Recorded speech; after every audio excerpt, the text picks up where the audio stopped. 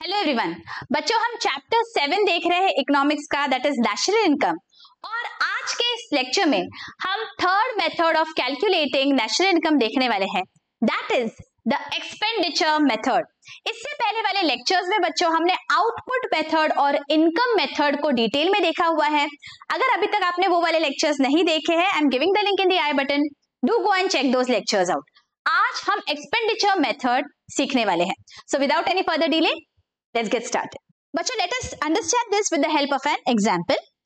पिछले लेक्चर में जब हमने इनकम मेथड देखा था, तब मैंने आपको बंटी और बबली इस हाउस होल्ड का इनकम का एक एग्जाम्पल दिया था, जहां पे there was a salary income, profit income, rent and interest income of Bunty and Babli. Okay, तो जब हम इनकम मेथड से कैलकुलेट कर रहे थे, हमने क्या किया, सारे सोर्सेस ऑफ इनकम जो थे उस पर्टिकुलर हाउस होल्ड के, हमने बस उनकी टोटल कर ली। And same logic we applied for the country as well. सारे सोर्सेस ऑफ इनकम जो है उनका हमने जब एडिशन कर लिया तो हमें कंट्री का नेशनल इनकम समझ जाता है, राइट? नाउ बच्चों, let us assume for a minute that आपको इनकम के बारे में कोई भी इंफॉर्मेशन नहीं दी गई है बंटी और बबली के, लेकिन फिर भी आपको एस्टिमेट करना है दैट इस हाउस होल्ड का इनकम क्या होगा। Now you tell me what is the other logic that you are going to apply. अगर आपको एक्चुअली पता नहीं है किसी भी हाउस होल्ड का इनकम क्या है, लेकिन आप फिर भी अंदाजा लगा सकते हो दैट इनका इनकम क्या हो सकता है। यह अंदाजा आप कैसे लगाते हो? आप अंदाजा लगाते हो उनके एक्सपेंडिचर से, उनके स्टैंडर्ड ऑफ लिविंग से। आप ये देखते हो कि अरे ये तो इतनी बड़ी गाड़ी में घूमते हैं, ये तो ऐसे घर में रह रहे, ये फ्लैट में रह रहे, ये बंगलों में रह रहे, ये वेकेशंस के लिए आउट ऑफ इंडिया जा रहे हैं, है ना? आप ये सब कैलकुलेशन करते हो and then you arrive at an approximate figure for the income of that household, है ना? तो यहाँ पे अगर मैं बंटी और बबली के लिए आपको एडिशनल इंफॉर्मेशन दूं, जैसे this is the expenditure of Bunty and Babli for the entire year. Okay, यहाँ पे हमें दो चीजें अज्यूम करनी है बच्चों, that there is no savings और यहाँ पे उन्होंने कोई भी लोन नहीं लिया है, मतलब जितना इनकम है सारा के सारा उन्होंने खर्चा कर दिया। अगर मैं ऐसे अज्यूम करके चलती हूँ तो यहाँ पे टोटल एक्सपेंडिचर क्या हुआ, अलग अलग जो उन्होंने चीजें खरीदी है ड्यूरिंग द ईयर, उस सब का एक्सपेंडिचर अगर मैं ऐड कर दूं तो food, clothing, entertainment, education, health etcetera, this gives me 3 lakh rupees per annum. तो मैं क्या कहूंगी दैट ये जो टोटल खर्चा किया ना इन्होंने, यही इनका साल भर का इनकम है ना? बिकॉज मुझे पता है दैट इन्होंने साल भर में कोई सेविंग्स नहीं की, ना ही इन्होंने कहीं से लोन लिया है। तो मतलब ये जो 3 लाख रुपए ये उनका खुद का पैसा है ना? खुद की कमाई है।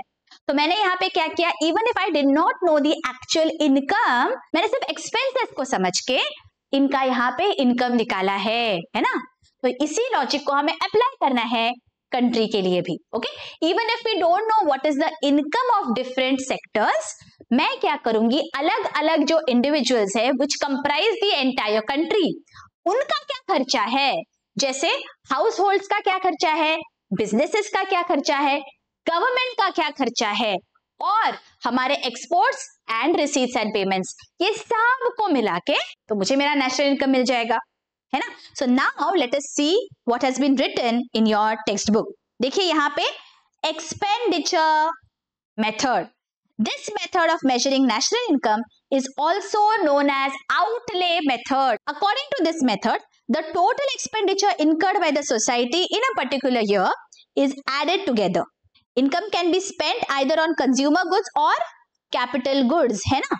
आपने कुछ कंज्यूमर गुड्स खरीदे हैं या फिर कैपिटल गुड्स हो सकते हैं, जैसे यहाँ पे मैंने आपको एग्जांपल दिया कार का, है ना? कोई फर्नीचर हो सकता है, कोई मशीनरीज हो सकते हैं, बड़ी बड़ी आपने कैपिटल एसेट्स खरीदे या फिर कंज्यूमेबल्स हो सकते हैं, लेकिन आपका खर्चा है तो that will be a part of this calculation. Okay, thus we can get national income by summing up, मतलब सबका टोटल करके, किस चीज का, all consumption expenditure and investment expenditure made by all individuals, सारे इंडिविजुअल्स का मिला के, फर्म्स मतलब जो बिजनेस हाउसेस है उनका expenditure, and government of a country, government भी तो कुछ खर्चा करता है तो वो खर्चा भी हम इसमें ऐड कर देंगे।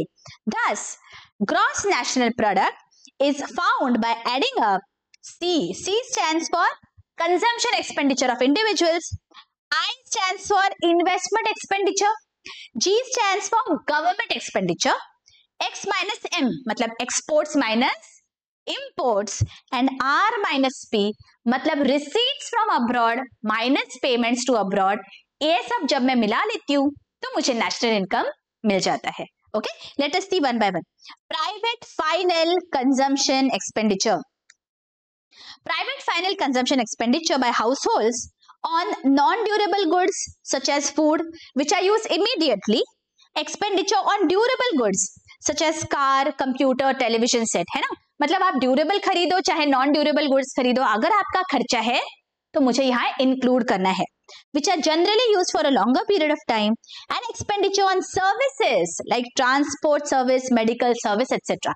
यहाँ पे इस एग्जाम्पल में बच्चों हमने सब देखा है. देखिए ये जो एग्जाम्पल लिया है यहाँ पे these were consumables, these are services and this car is a durable expenditure, capital expenditure हो गया ये, right? तो सारा जो भी एक्सपेंडिचर है खर्चा, चाहे आपका ड्यूरेबल गुड्स है, नॉन ड्यूरेबल गुड्स है, चाहे सर्विसेज है, कहीं पे भी जो खर्चा हुआ है सब कुछ इंक्लूड हो जाएगा. Next, gross domestic private investment expenditure. It refers to the expenditure made by private businesses on replacement, renewals and new investment. जो बिजनेस हाउसेस है, फर्म्स है, इंडस्ट्रीज है, वो जो भी खर्चा करते हैं उसे हम इन्वेस्टमेंट एक्सपेंडिचर कहते हैं. तो चाहे वो नई मशीन खरीदे, फैक्ट्रीज खरीदे, व्हाटएवर इज देयर एक्सपेंडिचर वो हम यहाँ पे इंक्लूड करते हैं.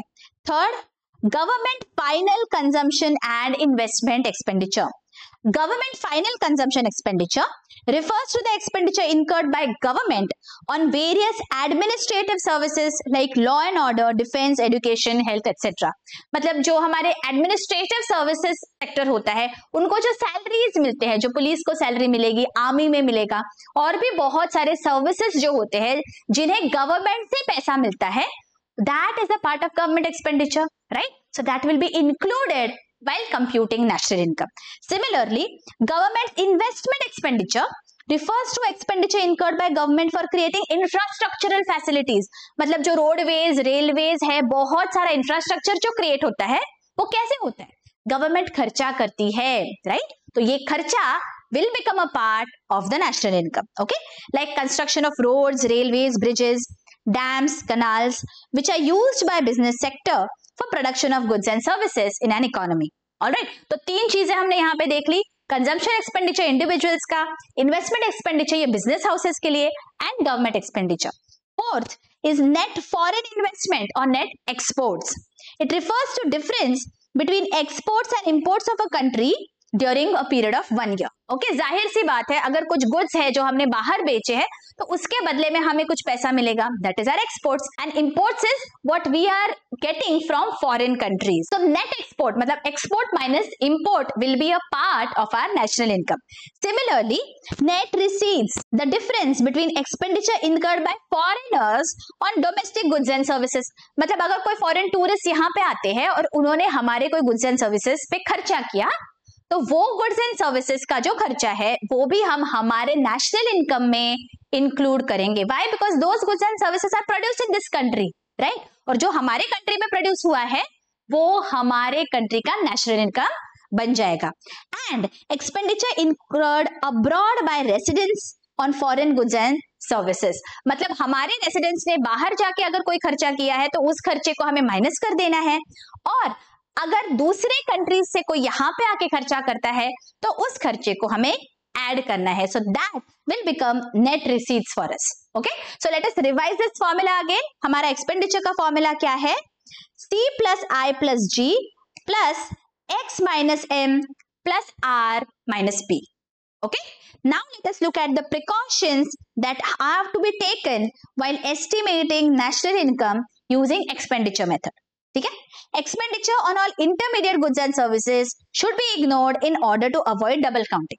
ये हमने पहले भी देखा था बच्चों आउटपुट मेथड में. जब भी हम इंटरमीडिएट गुड्स होते हैं उनके एक्सपेंडिचर को हमें इंक्लूड नहीं करना है. Okay, only final goods and services के एक्सपेंडिचर को हम इंक्लूड करेंगे. Next, expenditure on repurchase of second hand goods should be ignored as it is not incurred on currently produced goods. Okay, कोई भी सेकेंड हैंड गुड्स जो होते हैं बच्चों, नाउ लेट अस अज्यूम आपने 2020 में एक टीवी खरीदा जिसकी कीमत थी 50,000. ओके, सो 2020 का नेशनल इनकम जब कंप्यूट किया तो इसे आपने ऐड कर लिया था। अब आपने इसे सेकेंड हैंड में बेच दिया, से आपने OLX पे इसको बेच दिया इन 2024 फॉर ₹5,000। ऑलराइट, तो अब हमें क्या कहा गया है यहाँ पे, दैट 2024 के नेशनल इनकम में इसे आपको इंक्लूड नहीं करना है। Why? Because it has already been included earlier, right? तो ये डबल काउंटिंग नहीं होना चाहिए, इसीलिए सेकेंड हैंड गुड्स पे अगर कोई भी खर्चा होता है, you are not going to include that in your national income. Okay, next, expenditure on transfer payments like scholarships, old age pensions, unemployment allowance should be ignored. ये हमने डिटेल में देखा था पिछले लेक्चर में भी बच्चों, इनकम मेथड में, बिकॉज यहाँ पे there is no actual production of goods and services happening. जब भी हम पेंशन देते हैं या कोई अनएम्प्लॉयमेंट अलाउंस देते हैं या गिफ्ट या चैरिटी करते हैं, there is no actual production happening. This is just an allocation of resources. So this will not form a part of your national income. Okay. Next, expenditure on repurchase of financial assets such as shares, bonds, debentures, etc. should not be included, as such transaction do not add to the flow of goods and services. ये भी हमने पिछले वाले lecture में देखा था, because actual real national income में इससे कोई भी फर्क नहीं पड़ता है। क्या हमारा एक्चुअल गुड्स एंड सर्विसेज का प्रोडक्शन बढ़ा है, ये हमें खुद से पूछना है सवाल। अगर गुड्स एंड सर्विसेज का प्रोडक्शन इंक्रीज हुआ है या डिक्रीज हुआ है, तो यहाँ पे नेशनल इनकम में वो इंक्लूड हो जाएगा। लेकिन सिर्फ किसी प्राइस फ्लक्चुएशन की वजह से चेंज दिखता है, that will not form a part of your national income. Okay, next, indirect taxes should be deducted. इसे भी हमने पिछले वाले लेक्चर में डिटेल में देखा था बच्चों। अब इनडायरेक्ट टैक्सेस क्या होते हैं बच्चों? अलग अलग चीजों पे अलग अलग टैक्स रेट होगा। Also the tax rate is going to change every year. तो अगर मेरा आउटपुट हर साल सेम भी है, लेकिन मेरे टैक्स रेट में चेंजेस अगर आ रहे हैं, तो ऐसे दिखेगा दैट मेरा नेशनल इनकम में there is a change. Okay, so this will not give a true picture, right? मैंने एग्जांपल से बहुत डिटेल में समझाया है पिछले लेक्चर में बच्चों। If you want a detail explanation, do go to that lecture as well. Okay, so that is the reason in every method अगर इनडायरेक्ट टैक्सेस है तो उसे हमें डिडक्ट करना होता है। Okay, because that is not going to give us a true picture of the exact production of goods and services. All right, and expenditure of final goods and services should be included. अब ये तो हमने बहुत बार देख लिया है ना, intermediate goods को हमें इंक्लूड नहीं करना है, सिर्फ फाइनल गुड्स को इंक्लूड करेंगे। And subsidies should be included. ये भी हमने पिछले लेक्चर में देखा था दैट अगर गवर्नमेंट कोई सब्सिडी देती है, उसके वजह से मेरा MRP कम दिखेगा, जो मैक्सिमम रिटेल प्राइस है जिसपे मैं बेच रही हूँ वो कम दिखेगा, लेकिन वो सब्सिडी आज मिल सकती है मुझे, मे बी अगले साल गवर्नमेंट से नहीं मिलेगी। तो सब्सिडी के वजह से मेरा जो नेशनल इनकम है उसमें कोई भी चेंज नहीं आना चाहिए, because national income has to show my production of goods and services. कोई भी मुझे बेनिफिट अगर गवर्नमेंट से मिलता है या गवर्नमेंट को मैं कुछ एक्सपेंस दे रही हूँ in the form of tax, ये मुझे एक्सक्लूड करना है मेरे नेशनल इनकम से।